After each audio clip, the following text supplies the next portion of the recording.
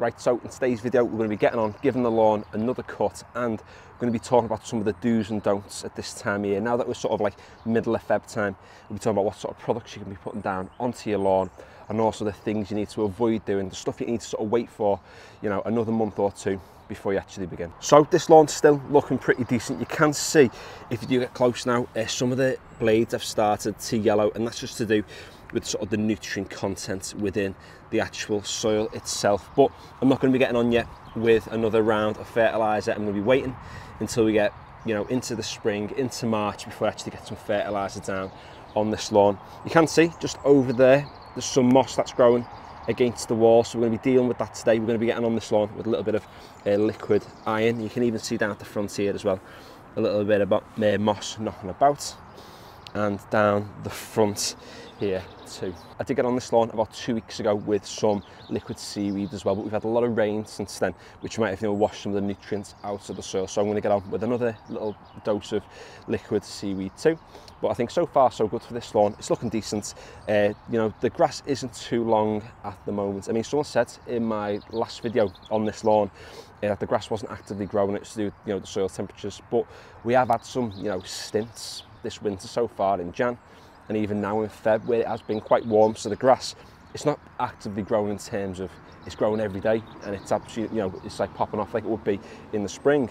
But it is growing enough to the point where it does need to have that little trim every so often, because if you let it get too long, when you then get to March, April time, you end up having to scalp the grass too much then. We're also going to be getting on this lawn today and giving it a first cut too, and getting on it with some liquid seaweed and some liquid iron as well. You can see, you know, for the most part, it's not looking too bad. See the difference between the lawn over there, which hasn't been cut or treated in a while, and this lawn here, and you can see there's a lot of yellowing, there's a lot of thatch that's down, you know, in that soil layer there, but we're not going to worry about the thatch today. All we're going to worry about doing is getting on with a little bit of liquid iron, either killing any of the moss that's currently there or suppressing any that does try to come through, and we'll use that, you know, like I said, the liquid seaweed for the nutrients down into the soil layer. We have a few weeds knocking about like this. I've no clue what it is, but it's all bunched up like that.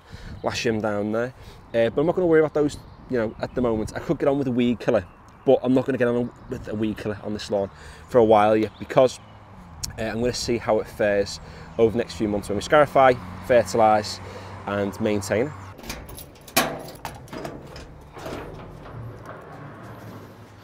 Oh, look at the state of it in here now, absolute mess.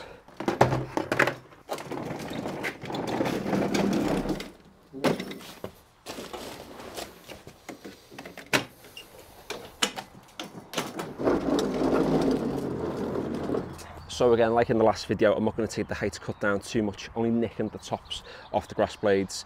Probably going to cut it on the 4th highest setting on the hater again today.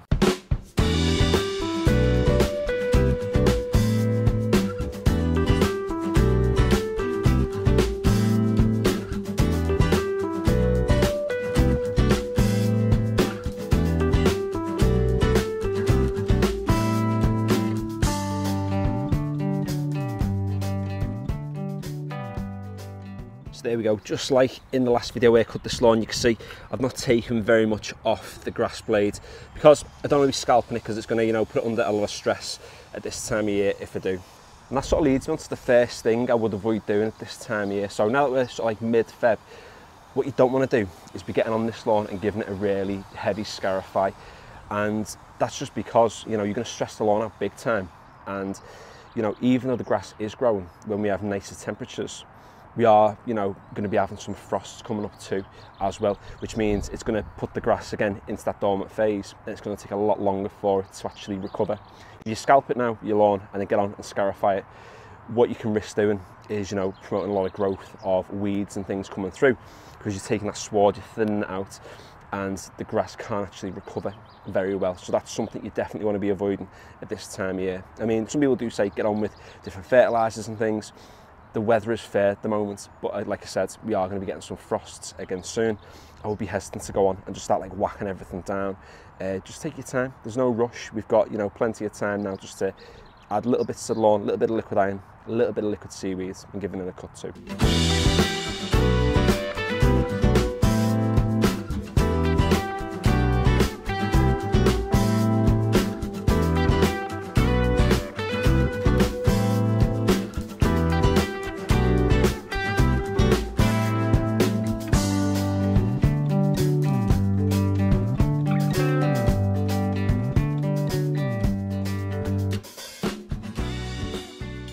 Now you can see with this lawn, it's not had a cut in a very long time. I think its last cut was probably start of September. So it's been, you know, a lot of time since, and it is looking a bit worse for wear. You can see there's a lot of yellowing in there. Again, that's just the lack of nutrients, lack of nitrogen that's in the soil at the moment. But I'm not going to be adding any nitrogen today because I don't want to promote that growth just yet. Something that I will be doing to this lawn though is I will be aerating it. So I have added soil, you know, since I first started taking care of this lawn, but I've never actually aerated it, and it is proper thick, hard clay. The drainage is boss because it obviously drains down there towards, you know, where the road is, but I think the actual soil profile really needs to improve. So what I will be doing in the next few months is aerating this and replacing a lot of that clay content with a lot of sandy, you know, topsoil material. Get some compost in there too, get a lot of nutrients down into that soil layer. And yet, not every lawn on this channel is going to be pristine, but as the year goes on, we'll try and get them there. So this is the iron we're going to be getting on with today. It is granular iron sulfate from A1 Lawn. It doesn't really matter where you get your iron sulfate from, just as long, you know, as it's got a high concentration of iron in there. You can see it says the application rate is between 2.5 to 5 grams per square metre. And we've got 45 square metres we're going to be treating today. So I'll work that out shortly. And also, with that being the range of how much you can apply, it does say you can double it when treating moss. Now what I'm going to do is I'm just going to go on with the 5 grams per square metre today. I'm not going to do any more than that because we do have a little bit of moss there, but it's not a massive amount. More of the job we're going to be doing today is going to be to suppress the moss. And then finally, we're going to get on as well with a little bit of seaweed extract. There are measurements on the back of this to tell you how much to apply. I usually just eyeball it now. No one's going to die. I don't put too much in, just enough to give the lawns a little bit of nutrients. And as ever, we're going to be using the Oregon knapsack sprayer, dead cheap. You can find it on Amazon, quality bit of kit, just to actually get down any liquids onto your lawn. So to take out these parts here, we're going to start off with the iron sulfate. Now I'm not going to pour it straight into the knapsack sprayer. First, I'm going to measure out exactly how much you need. So with how much I'm going to be putting down today, I'm going to need around about 225 grams of this, which is going to cover both of the lawns. Now be careful when you are handling liquid iron or granular iron, because it does stain your hard surfaces. It can be irritable to your skin as well, but just as long as you don't pour it on anything, you'll be fine. And if you do, just rinse it off. Like I always say, no one's going to die. I have ordered some measuring jugs from Amazon, but they've not arrived yet. They are coming today, but for now I'm using the old IKEA tumbler.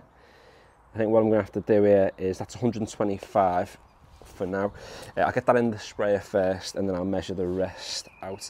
Now just be aware, when you do add stuff like this to your sprayer, put a little bit of water in to begin with, just so it's got something to mix with when it first goes in to your spread. The last thing you want to do is put all your granular in to begin with and then add your water, and then it ends up just being a bit of a nightmare then. You can have some really concentrated parts of the iron in the bottom of your sprayer.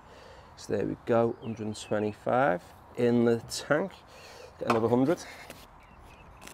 That's quite interesting. Every spoonful is literally 20 grams. What time to be alive, eh? There we go, 225 grams of soluble iron. Lovely jubbly. Just say on the tub as well that you need 1 litre of water for every 20 grams of the product when you are spraying it with a knapsack sprayer. The measurements are different when you're applying it with a watering can. So I know I need around about 11 litres or so in this. Before we do, let's get a little bit of liquid seaweed in as well. And if anyone is wondering, this is just like a wonder product. This, you can apply it to your lawn, all year round, every month. Get on, give it some nutrients. Like I said, I just eyeballed it in. In fact, I might put a little bit more in because I'm just thinking I've got extra space to do. Might be too much, might be too little, but you know what?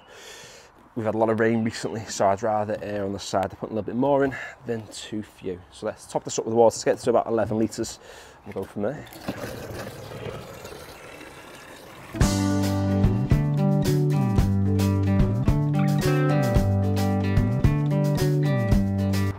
I always give things a second pass as well, just to make sure the product is evenly distributed out onto the lawn.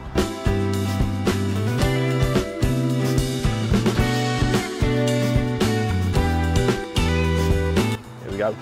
Just be careful when you step off your lawn as well, because you will have the iron on your boots or your shoes, whatever you are wearing. So I'm not going to step on these flags. I will step on the road now, but then what I will do once I've finished, I'm going to come round the hose and just hose them down a little bit just to dilute the product out, and then it won't leave any staining then on your hard surfaces.